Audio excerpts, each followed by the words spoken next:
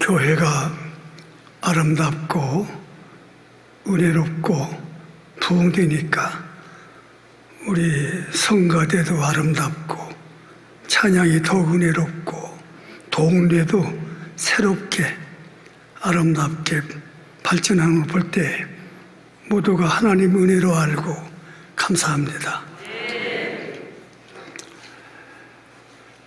요한복음 3장 16절 말씀은 예수 믿는 사람들은 어린아이나 어른이나 다 익히 잘 알고 암송할 수 있는 유명한 성경 말씀이고요. 신구약 성경 전체를 종합해서 그 핵심이 바로 요한복음 3장 16절입니다. 그래서 개혁자 루터는 말하기를 요한복음 3장 16절은 작은 복음이다. 또 만약에 무슨 일로 성경이 다 없어진다 할지라도 요한복음 3장 16절 한 절만 남아도 인류는 구원을 받을 수가 있다. 그렇게까지 예찬을 했어요.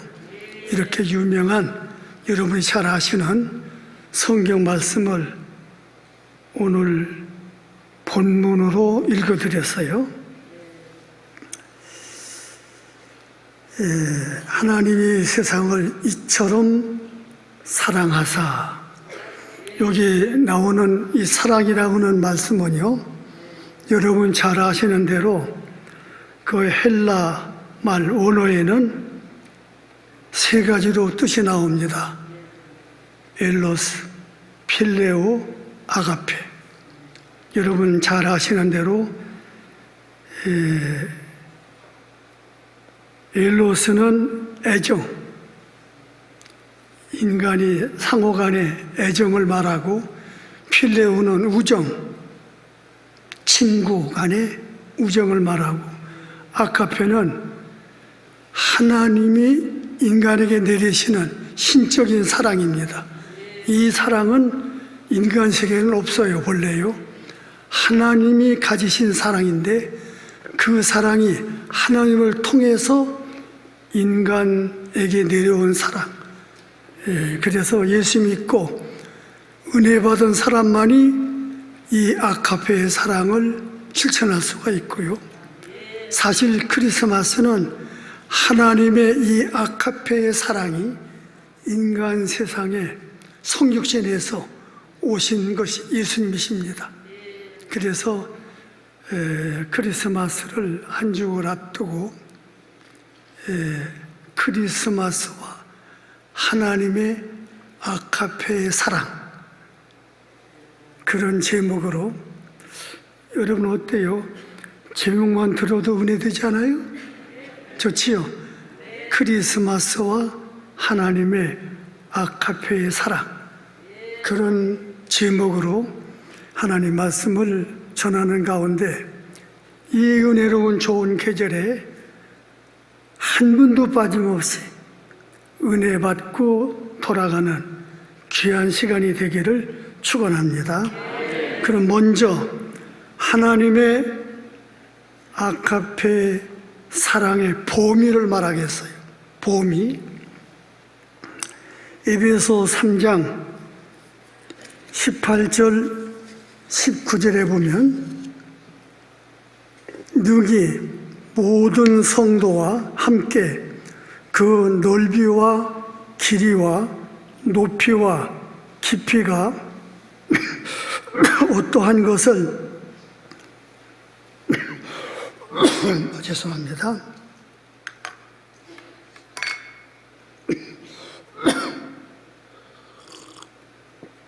아니, 기분이 좋으면 이렇게 기침이 나와요.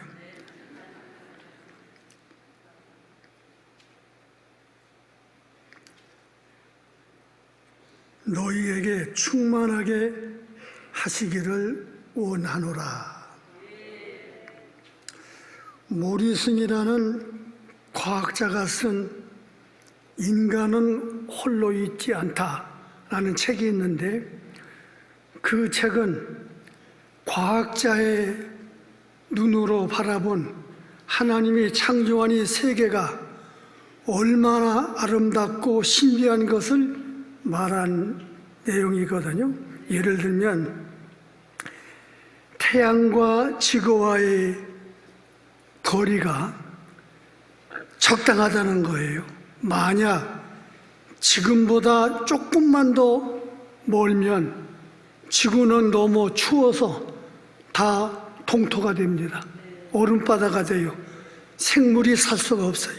반대로 조금만 더 가까우면 너무 뜨거워서 다 죽습니다. 일체의 생명체가 살 수가 없어요. 하나님이 자루 잰 듯이 적당하게 거리를 띄워놨다는 거예요. 예, 얼마나 신비하고 하나님의 아카페의 사랑을 말해주는 겁니다. 또한 달과 지구와의 거리도 적당히 하나님이 재서 만들었다는 거예요. 만약에 달의 인력으로 이 밀물과 썰물, 바다는 움직이거든요. 조금만 더 거리가 가까우면 하루 2번씩 지구는 전부 노화지새처럼 물속에 잠겨요. 생명체가 살 수 없어요. 예. 조그만 거리가 멀면 또 반대 현상이 일어나요. 하나님이 그렇게 적당하게 달과 지구와의 거리를 만들어 주셨다는 거거든요. 또 바다와 육지의 면적도 그렇습니다. 만약에 바다의 면적이 지구보다 더 넓으면은 정말들은 수분이 너무 많아가지고 만날 노화시대처럼 홍수가 비가 내려서 살 수가 없어요. 바다 면적이 조금만 좁아도 정발되는 수증기가 적어가지고 만날 감으며 한재로 살 수가 없어요. 바다와 육지의 면적도 적당하게 하나님께서 만들어 주셨다는 거예요. 태양과 지구의 이 자전하는 그 회전축이 있죠. 여러분 잘 아시는 대로 이렇게 정면에 있으면은 지구가 항상 똑같은 양상으로 돌아서 태양빛을 받는 중앙은 다 모래고 돌이고 뭐 바위 덩어리고 식물이고 다 타서 생물이 살 수 없고, 그 타는 모든 그 수증기는 북극과 남극으로 몰려가지고 장구통처럼 지구가 그렇게 돼요. 장구통. 그래서 약간 이렇게 지축의 구분으로 주고 수그러진 말미암아 적당하게 춘, 화, 추동, 봄, 여름, 가을, 겨울 4계절이 순환돼서 이렇게 살기 좋은 에덴 동산같이 살기 좋은 지구를 하나님이 만들어 주셨다는 것입니다. 이게 하나님 과학자의 눈으로 본 창조주 하나님의 이 아름다운 섭리와 그 조화를 예찬한 책이 그 책이에요. 그리고 특별히 하나님의 아카페의 사랑은 하나밖에 없는 독생자 예수를 보내주신 사랑입니다. 예. 하나님의 아카페 사랑의 극치는 독생자 예수를 보내서 인류를 죄에서 구원하기 위해서 십자가에 피 흘려 죽게 하신 것, 이건 하나님의 아카페의 최고의 사랑을 말합니다. 성경은 이렇게 말하지요. 요한 1서 4장 9절에 하나님의 사랑이 우리에게 이렇게 나타난 바 되었으니 하나님이 자기의 독생자를 세상에 보내심은 그로 말미암아 우리를 살리려 하심이니라. 다음으로 하나님의 아카페 사랑의 성격을 말씀드리겠어요. 하나님의 아가페의 사랑의 성격은 다양합니다. 예를 들면 무지개 아시지요? 잘 아시는 얘기예요. 무지개는 공중에 떠 있는 이 수증기, 물방울에 태양빛이 비쳐서 그것이 발사되면은 거기에 7색의 무지개가 뜨는 거예요. 그와 같이 하나님의 아가페의 사랑을 성경으로 비추어 볼 때 다양하게 나타납니다. 그것을 제가 간단하게 한 8가지를 설명을 드리겠어요. 여러분 다 아시는 얘기인데, 자 보세요. 첫 번째로는 하나님의 아가페의 사랑은 거룩한 사랑입니다. 여러분, 인간의 사랑은 거룩하지를 못해요. 부끄러운 사랑, 불결한 사랑, 추한 사랑이 많습니다. 여러분, 그 성평등 법률이 제정되고 이제 선포될 단계에 와 있죠? 여러분 다 아시는 얘기인데, 그 무슨 얘기인고 하니 남녀 평등인 차별이 없다는 거예요. 남자가 원하면 여자 될 수 있고 여자도 원하면 남자 돼서 성의 구별이 없어요.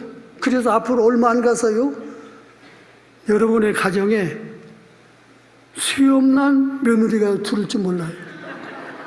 웃기는 얘기죠.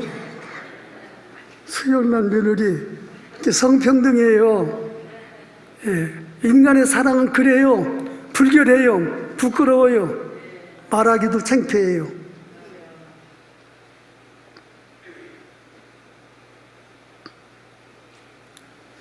그러나 하나님의 사랑은 깨끗한 사랑, 영원 불변의 사랑입니다.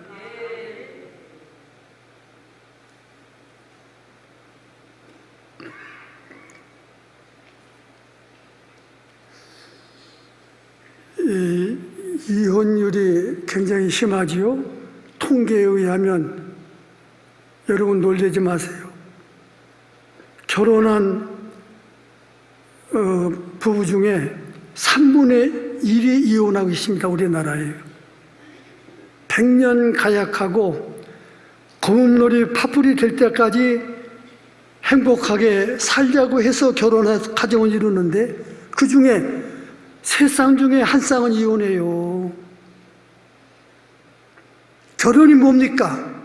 누가 그런 말이 했어요. 결혼이라고 하는 것은 별거 아니고 3주일 동안 서로 저울질하고 3개월 동안 서로 사랑하고 3년 동안 서로 싸우고 30년 동안 서로 참다가 끝나는 게 결혼이래요. 그러니 인간의 사랑은 참 전무상하고 불길하고, 그러나 여러분, 하나님의 아가페의 사랑은 변하지도 않고 영원한 사랑입니다. 그러기에 성경은 이렇게 말씀하고 있어요. 예레미야 31장 3절에 옛적에 여호와께서 나에게 나타나사 내가 영원한 사랑으로 너를 사랑하기에 인자함으로 너를 이끌었다 하였노라. 영원한 사랑으로 너를 이끌고 인도하겠다, 그렇게 약속을 하셨어요.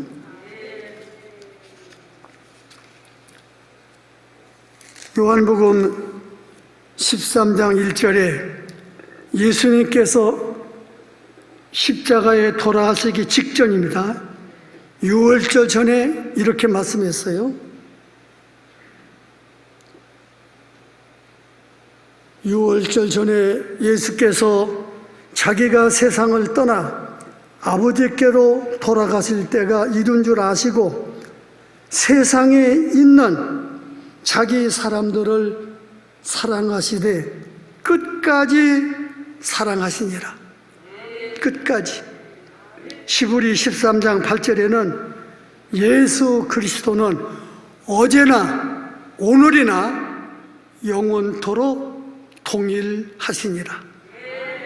에베소 6장 24절에는 우리 주 예수 그리스도를 변함없이 사랑하는 모든 자에게 은혜가 있을지어다. 세 번째로 하나님의 아가페의 사랑은 희생적인 사랑입니다. 인간의 사랑은 다분히 이기적인 사랑이에요. 그래서 인간의 사랑을 그림자 사랑이라고도 말합니다. 햇빛이 밝게 비추면 그림자가 나타나지요. 구름만 껴도 그림자가 나타나지 않아요. 내 환경이 좋고 건강하고 내가 밥도 사주고 돈도 써주고 도와줄 때는 그림자처럼 친구도 또 사람들도 나를 따를 수가 있어요. 내 환경이 구름진 날처럼 어려움을 당하면은 그렇게 많이 따르던 친구들, 사람들은 나타나지 않습니다. 그래서 옛글에 그런 말이 있어요. 주식 형제는 1000개로되 금난 지우는 일개무라. 내가 주식을 사줄 때는 1000명의 사람들이 나를 따라왔지만은 내가 어려움을 당하고 보니까 한 사람도 나를 따르는 사람이 없다. 그런 일글이 있어요. 그러나 우리 하나님의 사랑은 희생적이고 불변한 사랑이고 영원한 사랑입니다. 에크하르트라는 신학자가 예수님이 육신 입고 오신 성육신의 사실을 이런 예화로 설명을 했습니다. 어느 왕비가 사고로 한쪽 눈을 잃었어요. 그래서 이 왕비는 왕의 사랑을 잃을까 근심 걱정으로 하루하루를 살아가는데 왕이 왕비의 그 마음을 위로하기 위해서 아주 묘한 생각을 했습니다. 그것은 자기의 한눈을 뽑았어요. 자기도 왕비처럼 애눈뱅이가 됐어요. 한눈 가지고 왕비를 찾아가서 여보, 이제 나도 당신과 같은 사람이 됐어? 얼마나 왕비가 위로를 받았겠어요. 하나님께서 인간을 사랑하시되 하나님의 참 아가페의 사랑을 우리에게 나타내는 것이 바로 성육신 사건이다. 영광의 하늘의 보좌를 펴시고 낮고 천한 인간의 몸을 입고 오셔서 십자가에 피 흘려 죽으신 희생하신 그 사랑, 이건 하나님만이 하실 수 있는 아가페의 사랑입니다. 이게 크리스마스예요. 알고 크리스마스를 맞이하라, 그런 말씀이에요. 성경은 이렇게 말합니다. 로마서 5장 8절입니다. 우리가 아직 죄인 되었을 때에 그리스도께서 우리를 위하여 죽으심으로 하나님께서 우리에 대한 자기의 사랑을 확증하셨느니라. 말만의 사랑은 참 사랑이 아닙니다. 희생적인 사랑만이 참 사랑인데 하나님의 아가페의 사랑은 독생자를 세상에 보내서 십자가에 희생해서 인류를 구원하신 이 사랑, 이것이 바로 하나님만이 하실 수 있는 아가페의 사랑이었다, 그런 말씀이에요. 네 번째로, 하나님의 아가페의 사랑은 조건 없는 사랑입니다. 인간의 사랑은 조건적인 사랑입니다. 대상에 따라서 사랑하기도 하고 안 하기도 해요. 꽃은 아름다우니까 사랑하지만 두꺼비는 흉측하게 생겼으니까 사랑이 안 가요. 인간의 사랑입니다. 하나님의 사랑은 조건이 없어요. 사랑받을 만한 조건이 있어 사랑이 안 해요. 사랑받을 만한 조건이 없는데도 하나님은 사랑하신다. 왜 그런지 아십니까? 하나님은 그 속성이 사랑이에요. 그러니까 사랑 안 할 수가 없으시지요. 악인도 사랑하고 선인도 사랑합니다. 그런데 다른 것은, 악인 사랑은 기쁨으로 사랑하시고 선인 사랑은 기쁨으로 사랑하시고 악인 사랑은 아픈 마음으로 사랑하세요. 그 아가페의 사랑인데, 구별은 기쁨으로 하는 사랑은 선인 사랑이고 아픈 마음으로 사랑은 악인에 대한 사랑이다. 그것만 차이가 있는. 어머니의 사랑이 하나님의 아가페의 사랑을 좀 본받은 거예요. 어머니는요, 자기 자식이 예뻐서만 사랑하는 거 아니에요. 남이 볼 때는 하나도 예쁜 게 없어. 그런데도 어머니는 막 사랑이 물 쏘듯이 항상 나오는 아가페의 사랑이거든.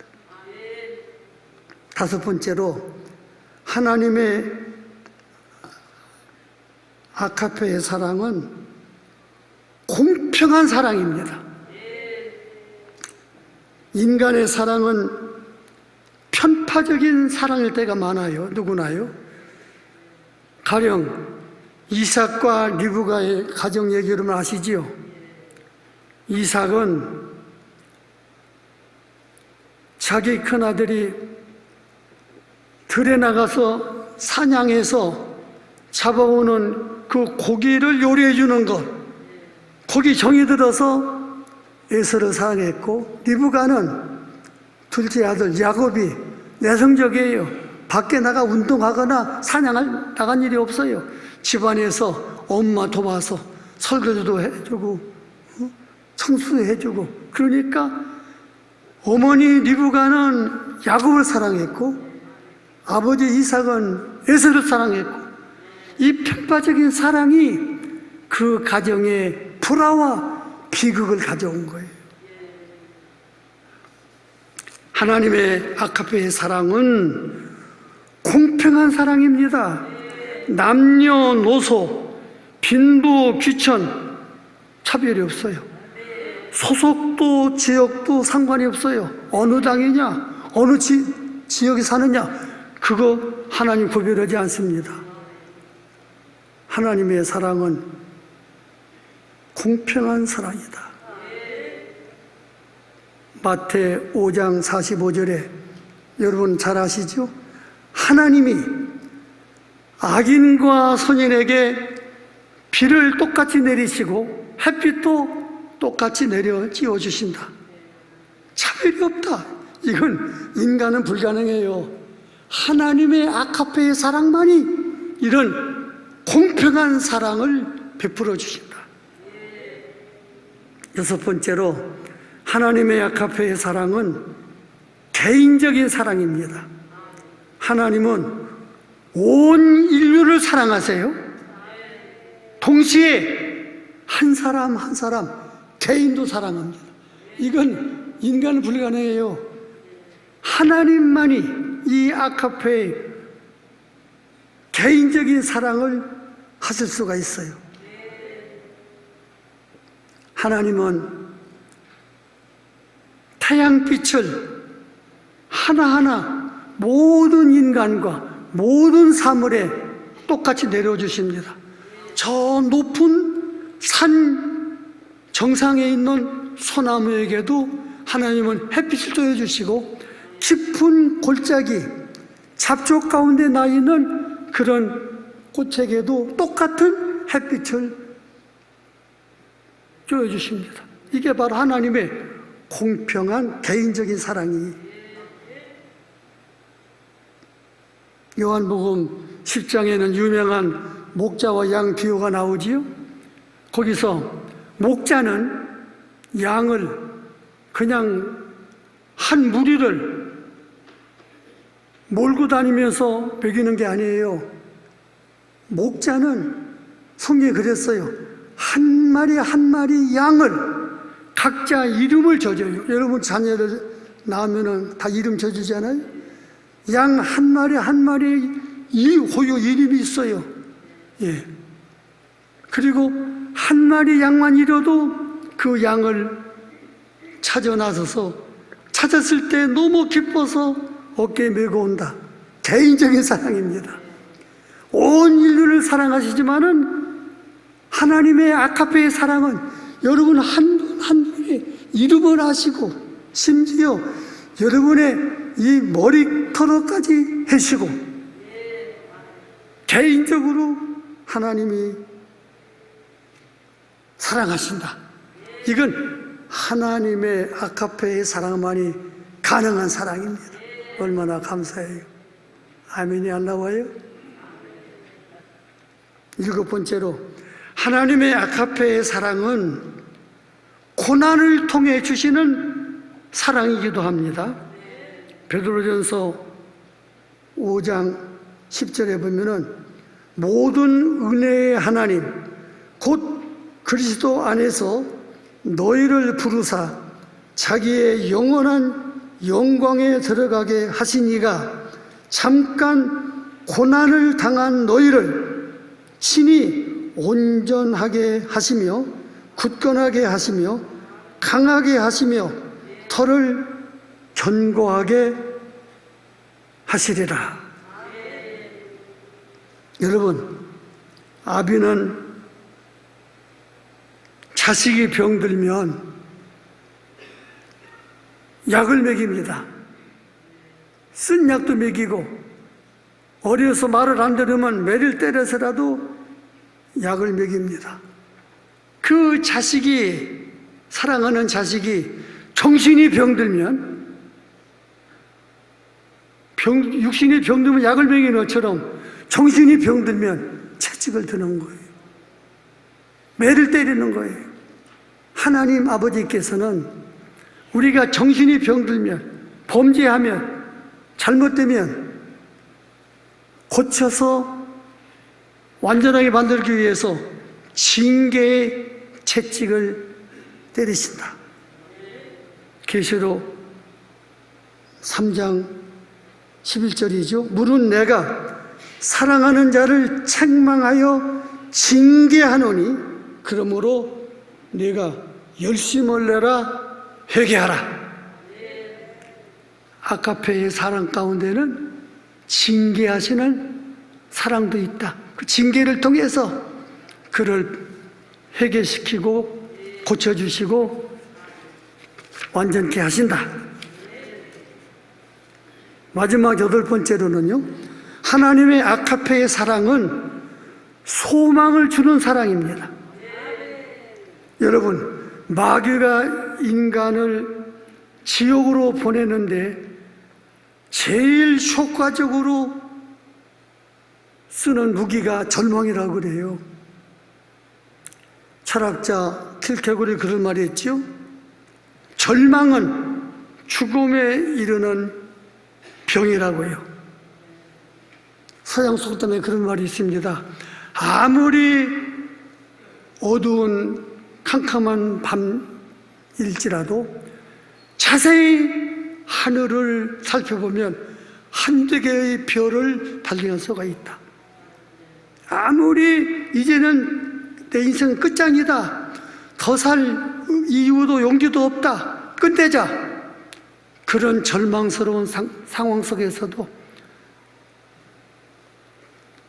생을 마감하지 말고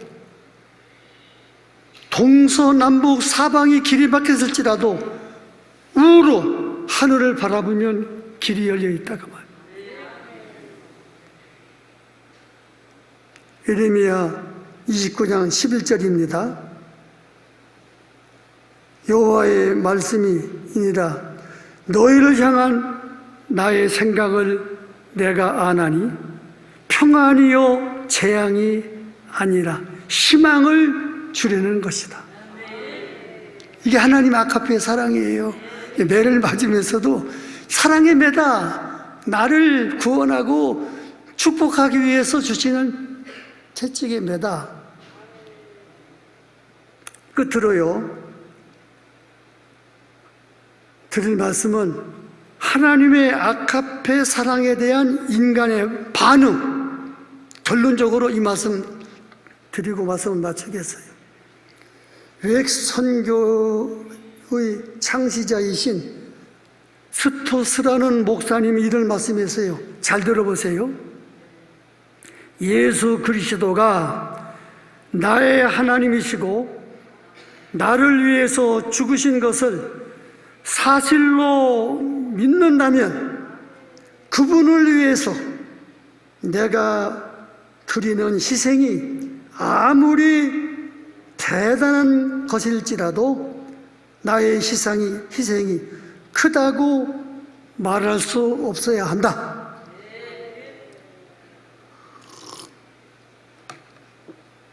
인도 칼카타 빈민굴에서 가난한 병자를, 특별히 한센병 환자를 위해서 54년 동안 봉사를 한 노벨 평화상을 받은 테레사 수녀를 다 아시죠?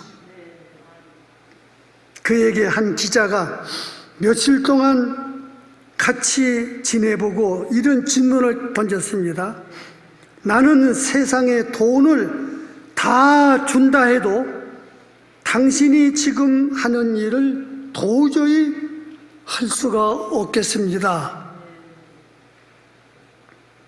테레사 수녀는 웃으면서 이렇게 대답했습니다. 나도 못합니다. 그러나 세상의 모든 돈보다 더 값진 구원을 하나님으로부터 받았기에 그 일을 할 수밖에 없습니다. 이것이 바로 하나님의 은혜요 아카페 사랑입니다. 요한복음 24장 25장은 예수님께서 종말에 관한 예언의 말씀이거든요. 거기 여러 가지 종말에 대한 비유가 많은데요, 그 중에 하나, 양과 염소의 비유가 있죠. 예수님 재림하실 때에 마지막 공력 심판을 베푸시는데 왼편에 있는 염소들에게는 무서운 저주의 심판을 내립니다. 지옥에 보내요. 오른편에 있는 양 같은 성도에게는 이렇게 예수님이 심판주가 말씀하십니다. 여러분 잘 아시는 말씀 다시 한번 들어보세요. 이 세상에서 사랑의 봉사와 마지막 공력 심판과 연결시킨 선포입니다. 무서운 말씀이에요. 이렇게 말씀했습니다. 너희는 내가 배고플 때 먹을 걸 주었다. 목마를 때 마실 물을 주었다. 집 없을 때 쉴 만한 방을 주었다. 추위에 떨 때 입을 옷을 주었다. 병들었을 때 문병을 놔주었다. 감옥에 갇혔을 때 면회를 와줬다. 그때 오른편에 있는 양들이 이렇게 말합니다. 주님, 언제 우리가 주님이 배고프고 목마르고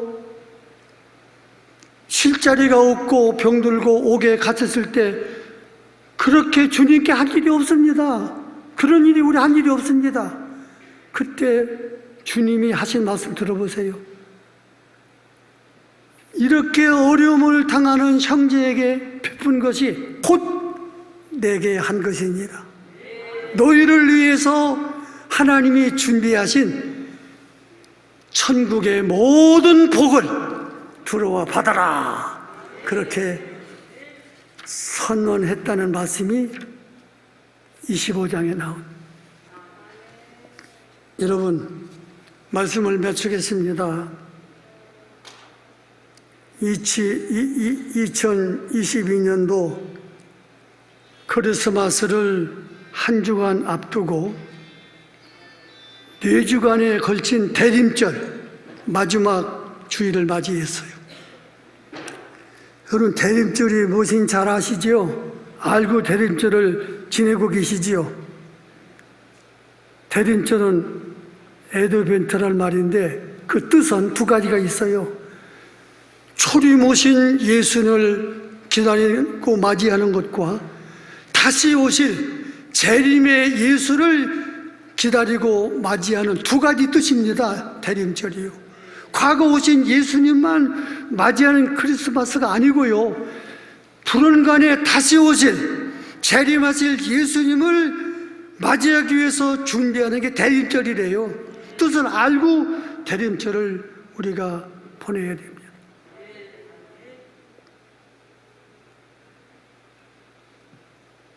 지금 세계 정세는요, 물론 어느 시대나 어려움이 있었어요. 재앙이 있었어요. 위기가 있었어요. 그러나 예수님 말씀하신 대로 지금은 말세지말, 종말론의 마지막 시대를 우리가 사는 것 같아요. 미국 바이든 대통령도 그런 말을 했지요. 아마겟돈 전쟁 시대가 다가오고 있다. 여러분, 아마겟돈 전쟁이 무엇인지 아시죠? 예수님께서 마태복음 24장에 말씀하신 인류 최후의 전쟁을 말합니다.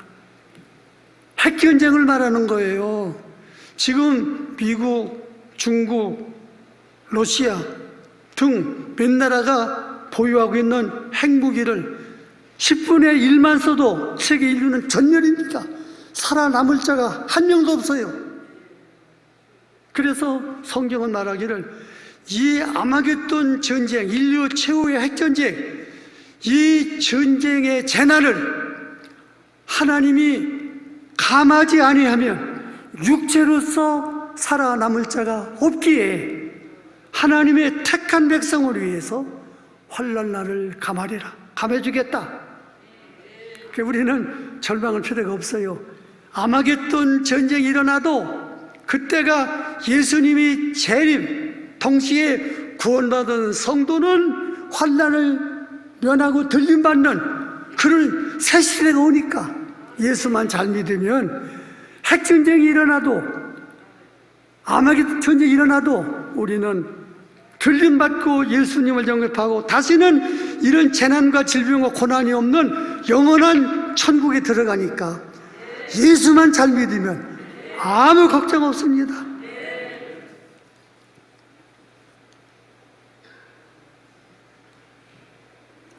이런 말이 있어요. 마지막 한 말 잘 들어보세요. 하나님께서 이 세상에 가난한 자, 병든 자, 고독한 자, 장애인을 두신 것은 하나님의 사랑을 배우라고 여러분의 주변에 그런 사람을 많이 두셨대요.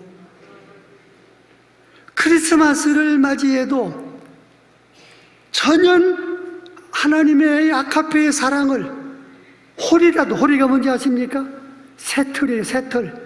새틀만큼이라도 실천하지 않고 지내는 사람은 하나님의 사랑을 모르고 사는 가짜 허풍선 같은 신장인지 몰라요. 제발 금년 크리스마스가 우리 생애 마지막일 수도 있습니다.